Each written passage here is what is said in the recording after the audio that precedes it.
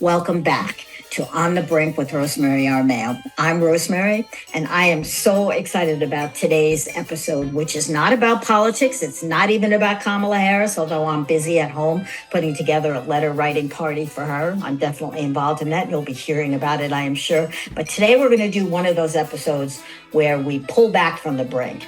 We deal with one of the things that makes life worth living, even when you seem like everything is falling into the abyss.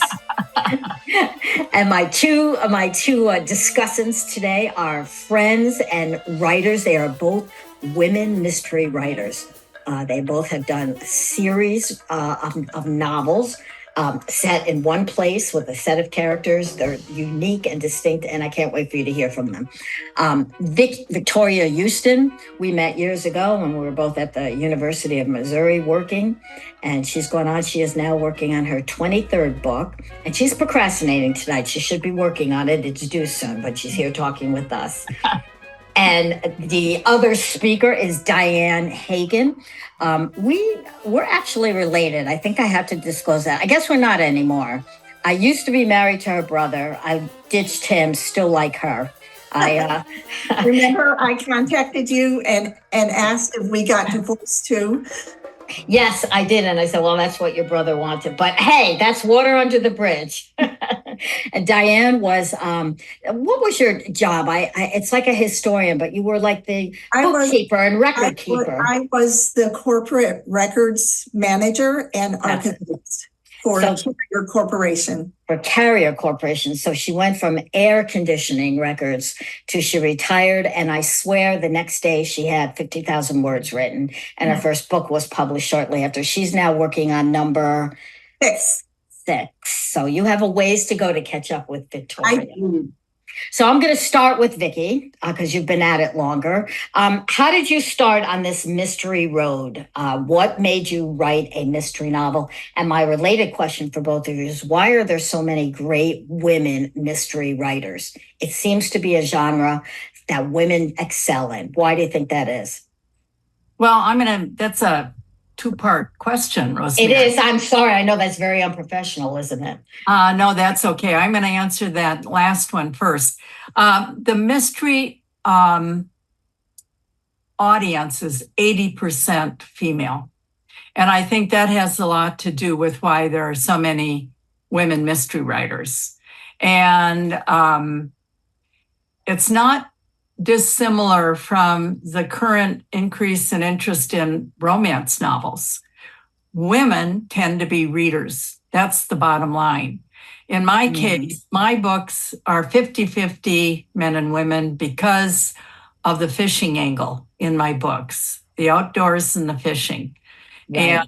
And I'm a fisherman. So if they get started reading my books, they know I'm working from a legitimate point of view. To answer the first question, I was working, as you well know, I was formerly married to another reporter. And at that time, I started working, doing freelance magazine work, and I ended up doing 2 nonfiction books. The second one turned into a bestseller because of my embarrassment over my second husband. He was 9 years younger. And this goes back into the early 80s when it was still unusual for women to talk about much younger boyfriend or spouse. But anyway. You were the original cougar. Well, I was. And what happened was I was working in book publishing and for a newspaper feature syndicate. And to promote our authors, I made friends with producers at the Donahue Show because I wanted to be able to have them pick up my phone calls. And so I would take them to expensive restaurants because I knew even if they didn't like me, they wanted to eat at, wherever. So anyway, we got to know each other personally. And I get this call one day from this producer at Donahue, and she's still a good friend. And she said, I know your husband's much younger because he was 9 years younger.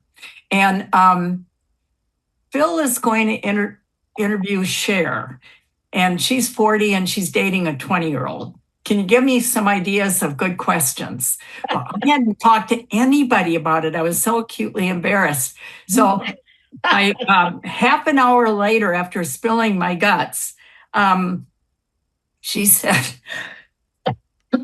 excuse me, she said, I just scratched Cher. I want you on the show. Oh my God. I end up on Donahue with ex Brandt. And I look at the other 4 couples that are going to be on with us, and they're normal people. So I call my agent, because I had just acquired an agent, having written a book about Perlatchky kids. And I said, I think there's a book in this. And we had a book deal within 2 weeks. And that book put my 3 kids through private college. Amazing. That did well. But I'm still working in book publishing, and I go to an editorial meeting, and we published 1 mystery writer. Now, you're probably like me, Diane. I grew up reading mysteries as a kid, Agatha Christie, the whole thing. But anyway, I'm in the editorial meeting. This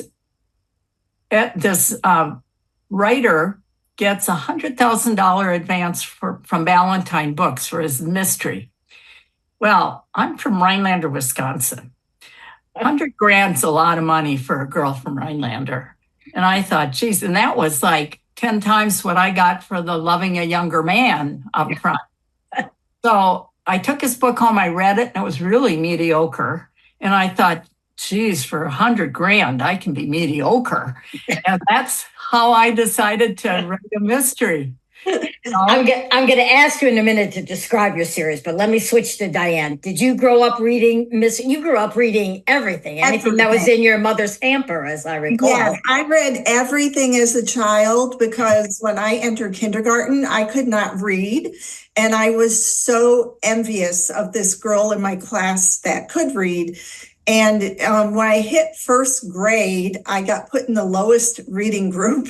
And just having like the clues of how to read, within 3 weeks, I was in the highest reading group. And, by 5th grade, I was reading at graduate level comprehension. And so I literally read everything. When I started reading, I was so excited about it that I read the backs of cereal boxes and road signs and the 2 newspapers my dad brought home every day. And he worked for Williams Press in Albany, which was one of the biggest presses on the East Coast. And he would bring home copies of Time Magazine and Atlantic Monthly and Sports Illustrated. And I read all of them. And then I found my mother's stash in the bathroom hamper under the dirty laundry. And by age 8 or 9, I had probably read Gone with the Wind twice by the time I turned 9. I read books like Peyton Place, Carpetbaggers, Knock on Any Door, For Whom the Bell Tolls, Grapes of Wrath, you name it. I read it and I loved it. And of course, the librarians were always trying to get me to read age-related books. So I also read all the Beverly Cleary books, which I loved, and all the Nancy Drew books, which I really, really loved. So is Nancy who drew you to mystery? You came out of work into retirement, Diane, and you had a book already done. It was in your head. You just had to put it on paper. Where did that come from? Well, until I started writing so much, I was reading 4 or 5 books a month. And so I was reading I was reading Walter Mosley and Louise Penny and Karen Slaughter and Tara French and Lee Childs, Michael Conley, whatever I could get my hands on, I was reading. And so I love all kinds of mysteries, from cozy mysteries to police procedurals. I love them all. And so I had written 2 memoirs. And my first one, it became one of the best Black Lives Matter books. according to Book Authority. And then I wrote the second one, and I got some backlash for writing it.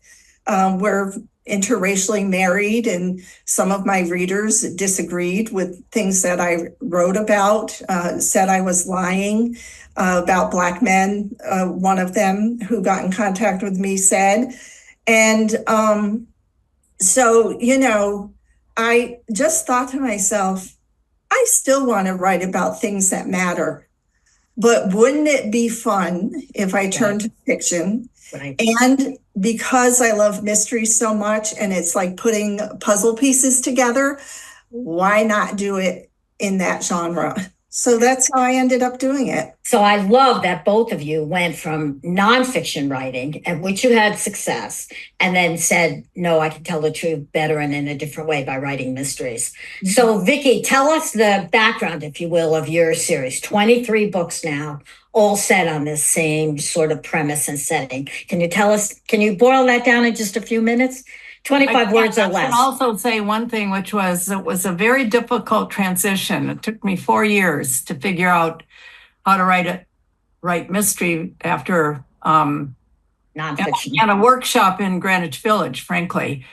I had to move from telling a story to learning how to show a story, which it's very cliche, but it's not as easy as it sounds. Mm-hmm. And so I had been through the workshop. I had finally, managed to complete the one assignment we only ever had, which was to write the autobiography of a character. So you're writing in the first person and, sound like the character.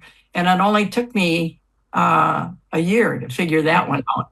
Anyway, so then I started, after I did it right, I started a story. I set it in Kansas City because I've been living and working there. I set it against a background of art theft because I've been the art critic for the Kansas City Star.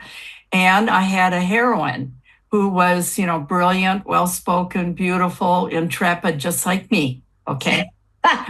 Now, one of the things I discovered as I worked on my books, and one thing that is different for me as a writer in processing, is I don't plot. I don't have an outline. I'm shocked. Now shut up, Mary. I have a one-page synopsis, and in that synopsis, I write the first victim and what's may or may not be going on in the lives of my three main characters. And then I get started. And so as I was working on that book, that very first book, all of a sudden, these dead bodies turned up at the bottom of a lake in northern Wisconsin. And there was a fisherman in his boat, a retired dentist, out looking for good musky water. And he came across this. At that point, that's 50 pages into the story, Mystery Writers of America, which I'm a member of, offered an opportunity for an unpublished author to be critiqued by a published writer. So I rushed off my 50 pages, and that person got back to me and said, when I started reading this material, I was going to suggest this writer go back to school. But when it turned to Wisconsin, it just sparkled. It just came alive. So I looked at this retired dentist in his fishing boat, and I said, well, I don't know where we're going, but let's get started. And so to wind up today, I have three main characters. I have that retired dentist. I have the chief of police, who's a woman. The dentist is 63. The chief of police, she is 52. And then there's a out of control fishing guy who tells really inappropriate jokes. And he is often hired because he's such a very skilled tracker. And the one thing I will say, a decision I made, and this goes back to the work I did with cartoonists when I was their PR person for publishing. I made a decision early on not to age my characters. So all my characters remain at the same age. The stories change because I do incorporate technology. So my story is always set within the last year or two, but my characters never age. Fantastic. Okay, Dianne, let me switch you for a minute. You also, if you can summarize what your story's about, you also have set characters. Maybe you want to introduce us to at least Marion and her husband. Well, and I just want to follow up on what Victoria said, that going from nonfiction to fiction, I totally did not know how to structure a novel. Okay, I've read so many of them, but I felt like there was a key and there was a secret that, I didn't know. So the first thing I did was buy a John Truby book, and John Truby is actually a screenwriter, but I'm also a movie aficionado. So, and my books tend to be very visual, I've heard. And so I started with his book, which was so complicated. And I had all these pages and pages of notes and trying to figure things out. And then I took a couple of workshops from another author I know named Kim Wright. And she, in those two workshops, unlocked for me that big secret in how to structure a novel. And right. She teaches about story beats. And I don't know, I just latched onto that. And like Victoria, I'm not an outline person. I usually have an idea in mind in that opening scene, and a little bit of knowledge about where I want it to go. And so that's, how I write my books. My series, The Cadence Mystery, there are 5 books out. I'm working on the 6th one now. Centers around an interracial couple who have been married for almost 50 years. They're in their late 60s, retired, and they get drawn to this small town named Cadence, and they can't really figure out why they're drawn to the place, but they end up moving there and meet some rather unique townspeople in the first year that they're there. And they finally find out that the town may be a small town in the Finger Lakes region of New York, but it's a small town with a big secret, a big past tragic secret that's been kept hidden for 100 years. And they find out how they're connected to that secret. And then each of the books after that deals with more opening of the parts of the secret, and also current events that are happening in our country now. And so they're interconnected. And yeah, there's a mass shooting in the book that I just finished reading, for example. Yes, which is not from 100 years ago, from now. There's a death by cop, there's mass shooting, there's domestic violence, child sex abuse in the Catholic Church, and the book I'm writing now is about 2 buses of undocumented immigrants who arrive in Cadence from one of the border states sent by the governor of that state. So we're going to take a break here. You can see this program is my pitch to become Oprah, and I'm going to sell you on these 2 series of books that I'm so lucky to have their authors here with us. We'll be back in just a minute.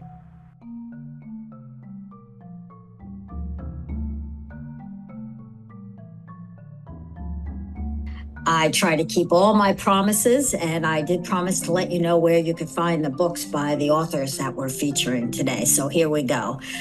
Victoria Houston has written 19 books in her Loon Lake Mystery series. It started with The Dead Angler, it ended with The Dead Big Dog, and she's now busy on her follow-up series, the Lou Ferris Mystery series. She's up to 4 books in that. You don't have to read them in order, and they all are filled with the same kind of wonderful plot twists and outdoor adventure and these vivid characters I love. You can get her books anywhere, Amazon, eBay, Second Sale. They're in print and electronic form. But the best way to figure out what she's got and what you want to select would be to go to her homepage. That's victoriahouston.com. Houston like the city. And Dianne Hagan has a 5-book Cadence Mystery series. It's available through Amazon Books. You don't have to read her books in order either, but if you want to, the first one to get is called The Rightful Future. Also, you should know Dianne is at work at additions to the series, so by the time you get through these first 5, there's going to be more to buy.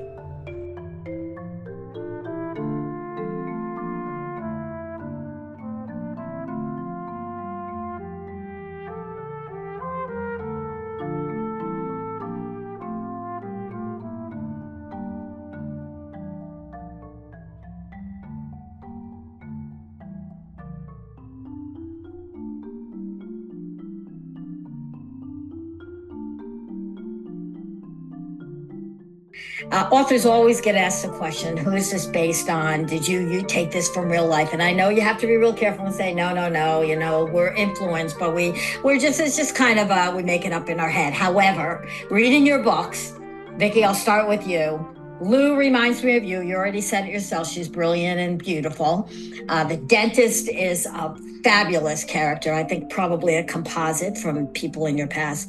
And your main character is the crazy tracker who tells inappropriate jokes, who is your brother in another life. Can you tell us about how you take people or yourself and transform them into characters?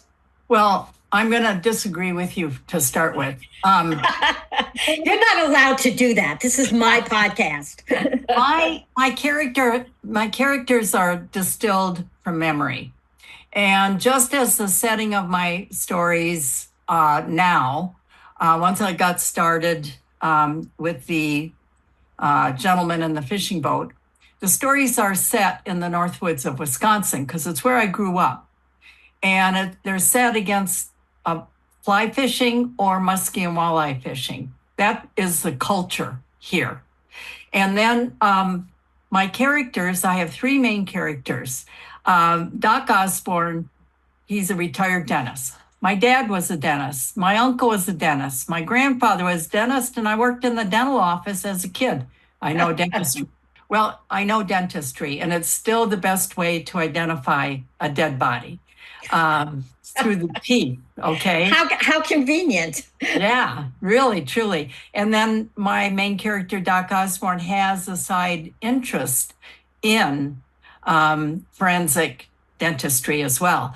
Then Lou Ferris is not based on me at all, because that was the mistake I made earlier in my earlier versions of a mystery. She is drawn from memories of a favorite high school teacher. Wow. A woman who was just a fanatic fisherman, believe it or not, and 2 girls that were in the neighborhood I grew up in, and they were about 4 or 5 years older than me. And then Ray Pratt, the one you think is based on my brother. I love him, and I've met your brother. I thought it was your brother, but then I thought Lou was you, so I'm wrong. Well, Ray Pratt is distilled from memories of my brother and my 2 cousins that he hangs out with for hunting and fishing when they were in their late 20s and still doing a lot of drugs, okay? So you're close. You're close. Yeah. Okay, now Dianne, how about you? I love Marion, who I picture her as you when I'm reading the books. She's a librarian. She's married to a Black man. Again, that comes from real life. How is she different from you?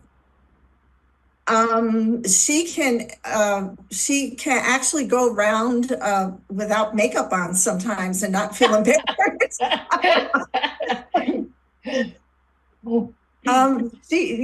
She's probably does some things that I probably wouldn't. Like when she said that she's going to go out in the woods in the dark in the snow to find Lester and to help solve the mystery. She just goes rushing into things. So she's probably a little more impulsive than I am. And the character of Lester is, a lot like my husband Ronald. Does Ron eat that much cake? Yes, he loves cake. We could say that we're going to get him a T-shirt that said "more bread," because that's what he always says when we go out to eat. He'll ask the server will say, "What can I get you?" And he'll say, "More bread." So, there are things, maybe they eat a little more than we can eat now, because we tend to gain weight. But in my books, my characters do not. They stay slim. That's very convenient. And you turned your brother into, well, not such a lovable character as Vicky did. Well, she says it's not her brother, but we know it is. Talk about that? You turned. Well, in my book that just came out in June, there is a character named Vinny Cottagio, and he's Marion's brother, and I loosely based the character on my brother, and we had been estranged for years, and he was a biker, and he got into, he had a Confederate flag hung in the home we grew up in, and, things that were against my marriage, and so he ended up blocking me because I called out a friend of his who had said something on Facebook that wasn't true, and it was racial. And so he blocked me and we never spoke again. But as I was writing this book, I had already had the character in the book. I already knew what I thought was going to be the outcome of that character being in the book. And I'd say I was about 3/5 of the way through. And I got a 1-sentence message from one of my siblings saying that he had passed away.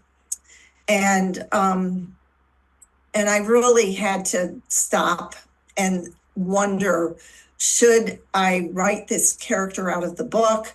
What should I do? It's not really my brother. There are things that certainly have nothing to do with my brother with that character. And after some thought about it, I kept the character in. And in some ways, I think it helped me really figure out what was going to happen and how that relationship would play out in the book. It was redemptive in a way. Very interesting. That was very hard. I know what you went through as you tried to contemplate how to handle it. The interplay of real people and characters. Do any people in your life actually recognize themselves or think they recognize themselves in your books? Do you hear from them? One of my beta readers is his name's Randy, and so you remember the character Randy, the geology professor from Syracuse University. Yes, he is loosely based on Randy, and Randy has a last name that's has to do with cash. I won't say his last name. So that's why I named the character Randy Nichols. So it's kind of like an interesting, an inside joke. Yeah. And I know I'm always yelling at you about your journalists, and oh my God, no journalist would actually do this, Diane. Stop this. So Vicky, do you have beta readers, people who read over your book for verisimilitude and accuracy? Well, I'm traditionally published. Yeah, so we'll talk about that in a minute. So no one looks at my book until I turn it in to the publisher. So it's all on you. Yeah. Yeah. Does anybody? Oh, go ahead. Sorry, I'm interrupting you. Here. I will. So when I turn that book in, the first person who looks at it is what's called my line editor. And so she's, paid by the publishing company, but she reads the book strictly for the story, period. She's not, then from her, it goes to she'll get back to me and say, I really think you need to flesh this area out, or you've got something going on here, and I don't think your character would do that. And I'm fortunate that I usually, when I turn a book in, I usually have just one or two issues that I have to work with. And then from there, it goes to the next editor, who really works through the book and edits and, straightens up the language and anything like that. Then from there, it goes to a copy editor.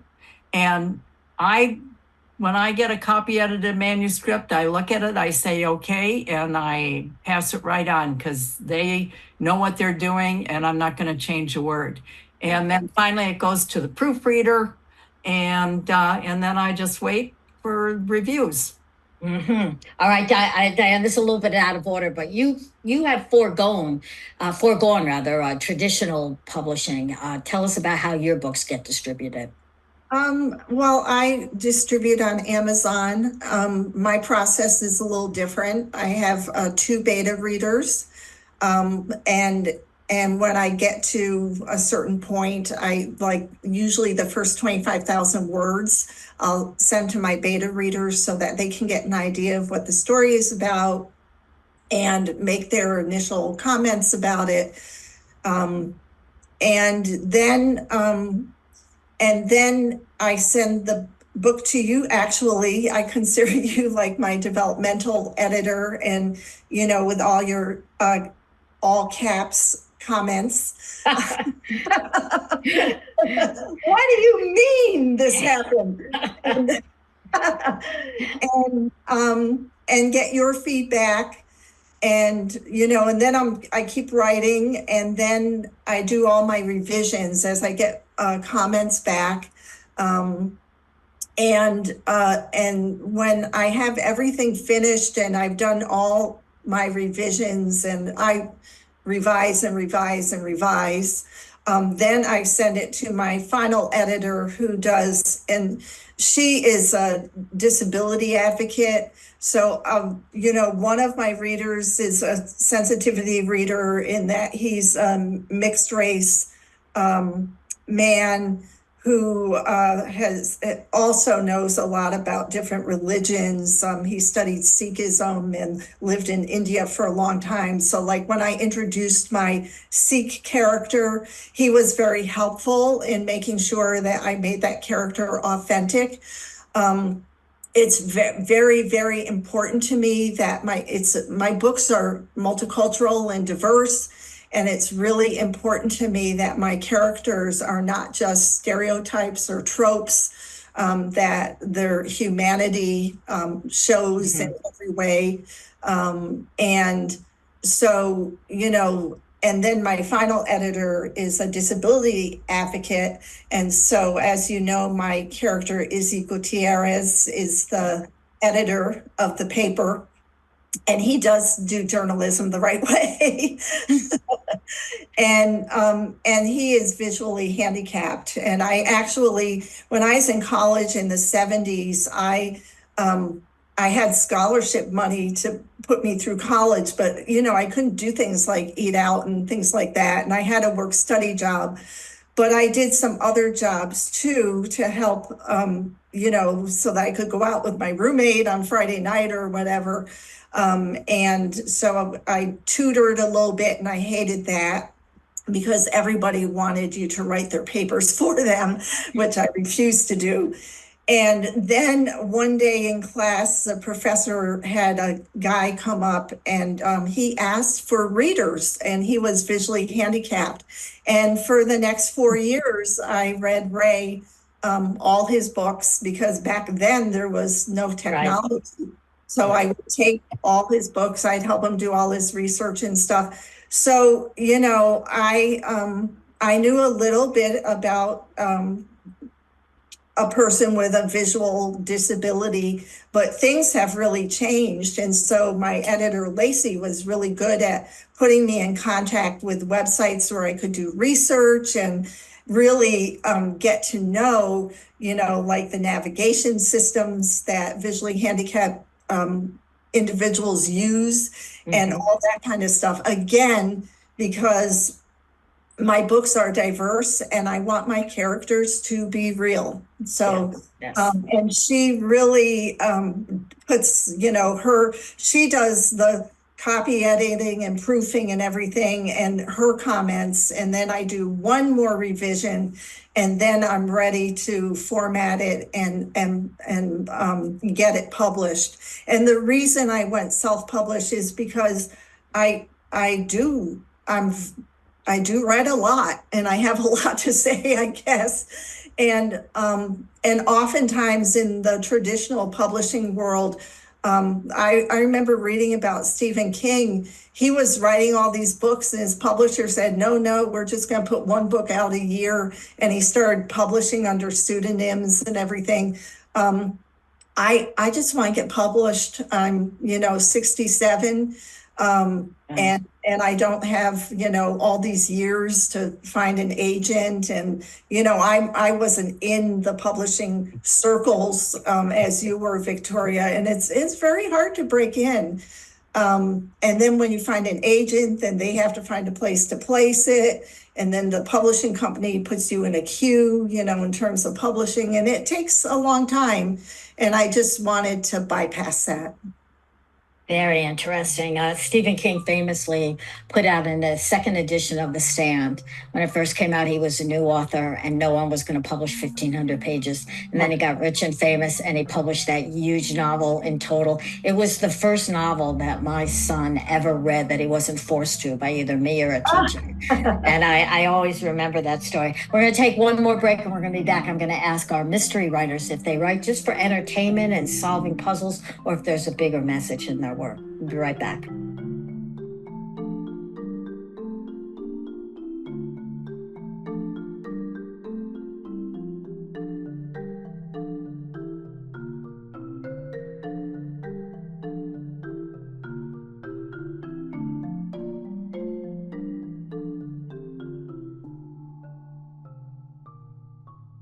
We are starting off a new season of our Mayo on the Brink, our podcast, with a new sponsor. I'm very happy about that. It is Embellish Boutique in Latham. Anyone who knows me is wondering at this point what the heck I'm doing with a sponsor involved in style or fashion. But it isn't mine, it's my cousin's. Her name is Maureen Buckley. She was always the pretty one in the family, tall, thin, blonde. And even though she had a career in business, she spent her time looking for unusual and really weird, interesting, beautiful stuff from New York and Atlanta. And in her retirement, she has opened up this wonderful boutique. Every time you go in there, you're going to find something you didn't really intend to buy, but somehow you cannot bear to leave without buying.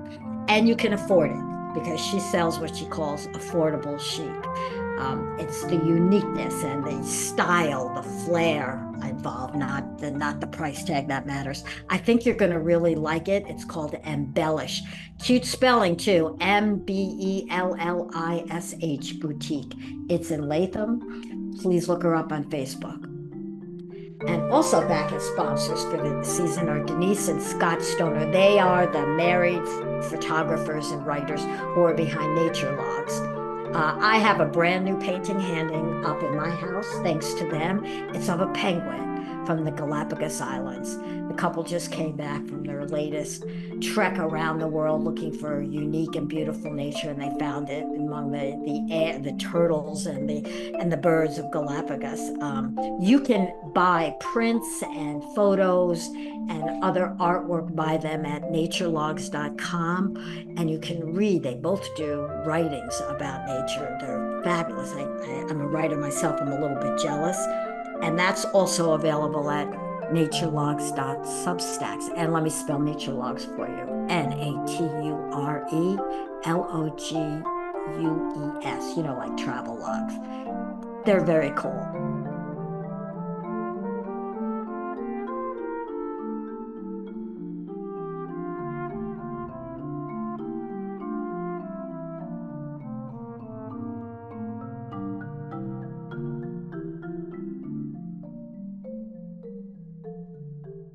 Welcome back to On the Brink. We're talking to two women mystery writers today. I hope that's not demeaning you to say you're women. I think you should be proud of it. I'm happy. I looked for women for this show, so there you go. Victoria Houston, who writes a series of mysteries set in the North Woods near Rhinelander, Wisconsin, and Dianne Hagan, who writes a mystery set in upstate New York near Native American land in upstate New York.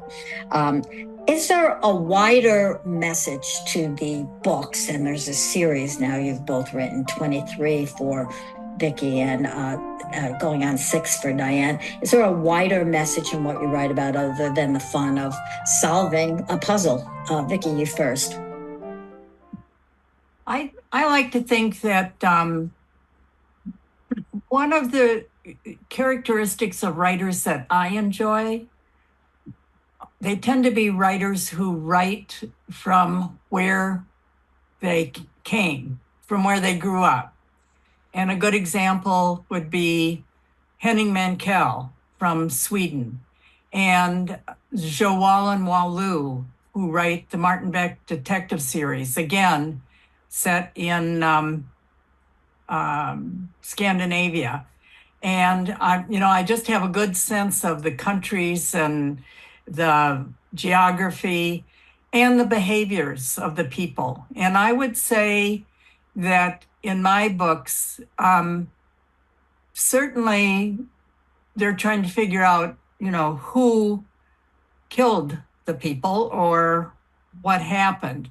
But I think the readers that I've met with over time who have really enjoyed my books have really liked the personalities and the thinking and the emotions that those people bring to the problems that they're dealing with. And so unlike Dianne, I'm not dealing with life-changing socio-political situations. We're talking about the North Woods, and we're talking about basic human behaviors, which, happen here and they happen everywhere. And that's people defrauding people, people getting caught doing something bad, so they want to find a fast way out of it. I kind of deal with everything from a very personal point of view. I have to say, I think you're underselling your books and yourself, Vicki, because I read your books and there's this tremendous respect for men, for women. They're all on equal terms. Oh, definitely. The women are as expert at fly fishing as men, even though that's portrayed in our culture as a male activity. There is a love and a huge appreciation for the outdoors, for wildlife, for beauty. And I'm sorry, that's not part of your story, but it's in there. It comes out in your sense of place. So, well, okay. It's the culture I'm talking, it's set in the culture that I grew up in. And I guess I don't feel like I have to hammer it home. No, you don't. It comes out. Okay, so Dianne, you have a different answer to this. I know we talk about this all the time. You do have a wider message in your books. Talk about that a little bit. When I got my MFA, when I was 51, I guess I started a blog called About Race and talked about our experiences as an interracial couple, and started to tie it into things that were going on nationally. And with the advent of Barack Obama being elected, I predicted that there would be a backlash the size of a tsunami. Oh yeah, that never happened. And I think we're living through that backlash now. And so, when when I wrote my 2 memoirs, I got a lot of threats online. I had people say I was a race baiter. that I was lying. Like I said, this woman contacted me and said Black men don't stay with their children and they don't stay with their spouses. And I lied in the book. And I said, but all the Black men I know have stayed with their spouses, including my husband and his father and his grandfather, and all the other Black men that I know in my life. And she went on to say that, you know, her daughters were left with these kids. And after we had gone back and forth for some time, she said she's going to write a bad review and report me to Amazon. And I told her it was her right, that she should do what she felt was right. And then I said, the only people I feel sorry for in this situation are your grandchildren. And she wrote back, I love my grandchildren.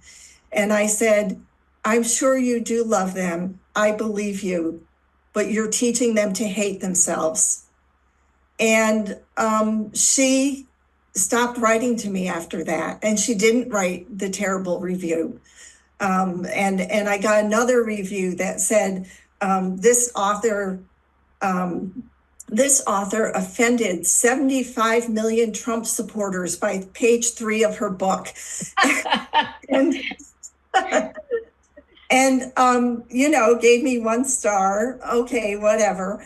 That probably helped your sales. I used it as a Facebook ad, you know, read the book that offended 75 million Trump supporters. But I'm not really in the business of trying to offend anyone. I'm in the business of saying, hey, look, we're all human. We all have things that are positive and negative about ourselves, and we can actually live in harmony together. And no one should be telling another person how they should live their life if they're not hurting anyone or doing something illegal, and just being. And so that's, you know, basically what my books are about. Dianne, you've mentioned the stuff on disability, accepting people the same, and definitely on race comes out in your books, but there's also tons of lore. Your plots are based on legends and stories from Native American in New York, and I find that really interesting too. You don't see that. In fact, you told me once that you were kind of annoyed at reviews that mention all the race and equality stuff and don't get to like, wow, the fun mystery and the tales that you're using. That's true, because a lot of, you know, I enter a lot of contests as part of my self-marketing as a independent author. And, you know, oftentimes the reviews I get are all centered on one thing. And, you know, New York State has this really rich, incredible history that was interconnected with Native American culture, Black culture, you know, the suffragists there, the abolitionists were there. And it's so fascinated me that's why I don't live in New York State anymore. I lived there for the first 50 years of my life. That's why I wanted to put this book place in New York State. There was also a utopian community in New York State called the Oneida community, which wasn't very successful. But, you know, so I had so much to mine from in that area. And if you lived in Syracuse as a student, at least, I lived there for 35 years. Syracuse would not be Syracuse were it not for the diversity of the Onondaga Nation being very present in that area. Absolutely. And, you know, that's why my books do have some magical realism and Onondaga and Seneca folklore and mythology in them, because it literally is what makes that area that area. I surely hope that listening to this, listeners are going to get these books. You can see how rich and interesting and complicated they are. They're very intriguing. Vicki, if you ever run out of ideas, you were signing up at one point for like 3 and 4 books ahead. You were writing on one and promising more. Did you ever say, oh my God, what if I run out of an idea? I haven't had that problem yet. Yeah, no, I don't really worry about that. And I think the reason I don't worry about that, you probably do the same thing, but I'm just a fanatic newspaper reader. I get the in print, I get the daily New York Times, the daily Wall Street Journal, I get the Washington Post online. How can I run out of ideas when there are juicy stories in those newspapers? And I'm not talking about the front page stuff. I'm talking about the stuff in the back. The B2 stories, yes, yes. Yeah, and like I'm right now, the book I'm working on right now has to do with what we call wolf watchers, people who like to go out into the country and just sit there with their telescopes and watch the wolves. Okay, that popped up in a story, believe it or not, in the Wall Street Journal. You know, cool. Very cool. Yeah, and we've got 6 packs here. And I got a lot of, I see wolves so anyway. Ideas are everywhere. Dianne, I don't even have to ask you this question. You can't write fast enough, but where do you get your inspiration and ideas?